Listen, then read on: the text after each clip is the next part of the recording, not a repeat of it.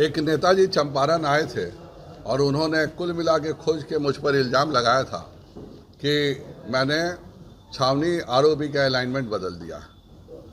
उसके पश्चात मैंने उन पर मानहानि का मुकदमा किया, तो उन्होंने उस मानहानि का मुकदमा में जवाब दिया और वो उनके द्वारा भेजा हुआ वकालतनामा ये है, जिसमें वो कहते हैं, if your client doctor Sanjay Jaiswal believes otherwise, he is at liberty to place relevant documents and evidence in public domain, including proof of action taken by him for completion of the flyover at the earliest. Transparency will only strengthen democracy.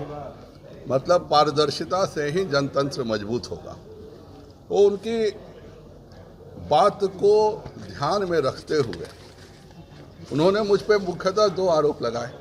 एक, छावनी pump के कारण मैंने alignment बदल दिया, और दूसरा, उन्होंने बेतिया मेयर के एक पत्र के आलोक में आरोप लगाया कि मैंने डीजल और पेट्रोल का नगर निगम में बहुत बड़ा घोटाला किया है, जबकि इसी वकालतनामा में वो लिखते हैं कि पेट्रोल पंप आपका नहीं और आपके भाई का है। दुनिया में ये इतने बड़े मूर्ख हैं कि अगर आप इंडियन ऑयल के वेबसाइट पे चले जाइए तो कोई भी एक सेकंड में जान सकता है कि पेट्रोल पंप किसका है।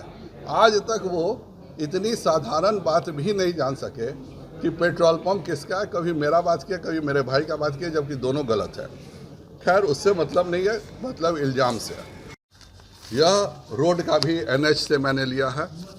रोड में भी लिखता है, रोड का जो आरटीआई है, एनएच 28B के छावनी स्थित है आरओबी पहुँच पथ के निर्माण हेतु किसी प्रकार का भू अर्जन कार्य नहीं किया गया है, अर्थात अतः इसके मार्ग रेखन में परिवर्तन का प्रश्न ही नहीं उठता।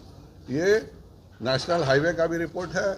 इसका रिपोर्ट तो ये सरासर बताता है कि उनका अलाइनमेंट का रिपोर्ट झूठा है। दूसरा